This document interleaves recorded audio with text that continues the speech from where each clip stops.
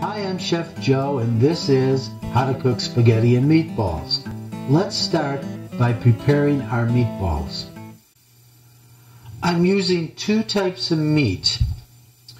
Ground chuck, which is 80% lean and 20% fat, and a ground pork, which actually it's a pork sausage, the kind you get in a roll, and it has Italian seasonings in it too. Now, I'm using two different types of meat to add some distinction to my meatballs. If you just use ground beef, you're going to end up with a very boring meatball. And the ratio is about 3 to 1. 75% ground beef to 25% of the pork, ground pork. Now, adding to our meats, I'm going to put some salt and pepper,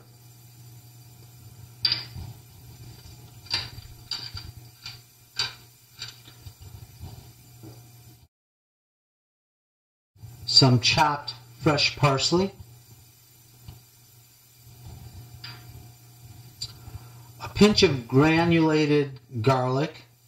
I'm using granulated opposed to fresh because I don't want to have to bite into any pieces of garlic in my meatball. I'm also going to add some of my beef roast spice blend just to give it a little bit of kick.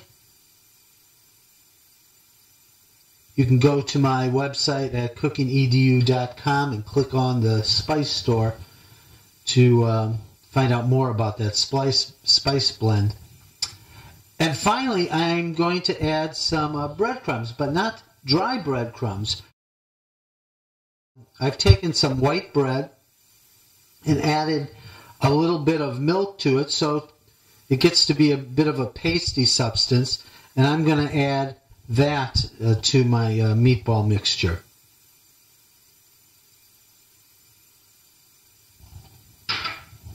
Now we're going to mix it up, and we're going to have to use our hands. So, in order to not get frostbitten fingers, let the meat sit out at room temperature for about 30 minutes. And also, please take off all your jewelry.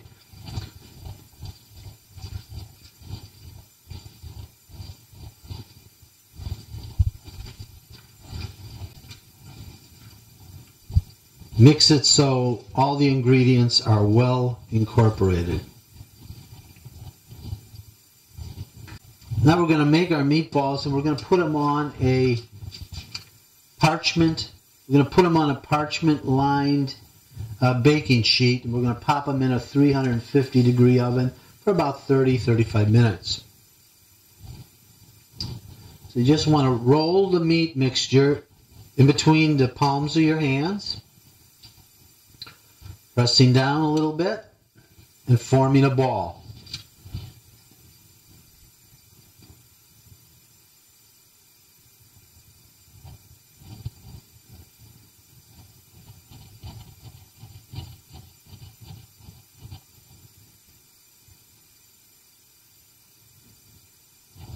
There are several problems to avoid if you want to make good spaghetti.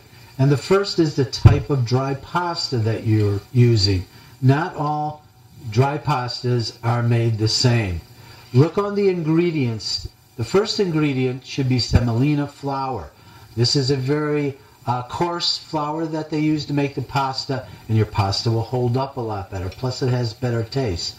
Another mistake that many people make is they don't use enough water or a large enough pot. You have to use about 4 to 6 quarts of water and bring it up to a good strong boil. The more room that your pasta has inside that pot, the better it will cook. Also, salt your water, but don't put oil in the water. Many people believe that by putting oil in the water, their pasta won't stick together. Well, that's not true. All the oil is going to do is it's going to coat the spaghetti or the pasta, and the sauce won't stick to it. If you're using a good quality pasta and a good boil in your water, your pasta won't stick together. So let's go ahead and cook our spaghetti.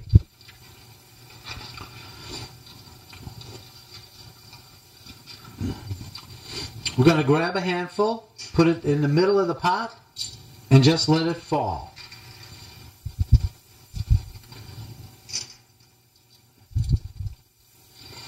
As the pasta cooks, then you can begin pushing it down into the water.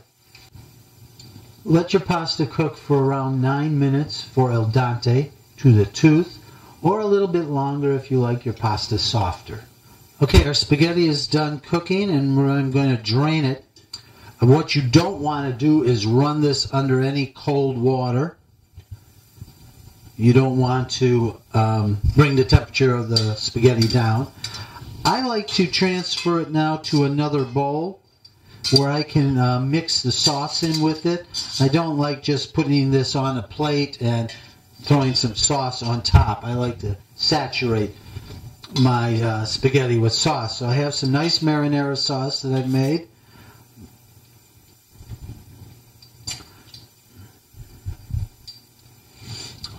And we're just going to give that a nice toss.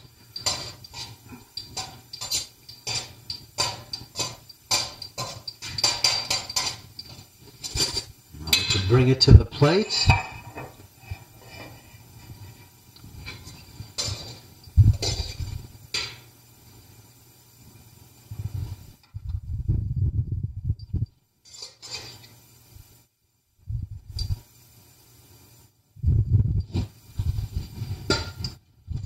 And here are our meatballs.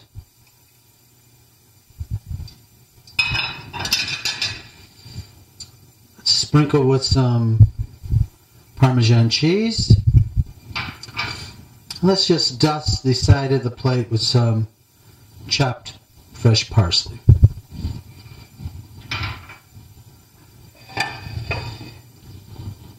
I'm Chef Joe. This Wednesday, why not treat yourself to a plate of spaghetti and meatballs? How to Cook is brought to you by cookingedu.com.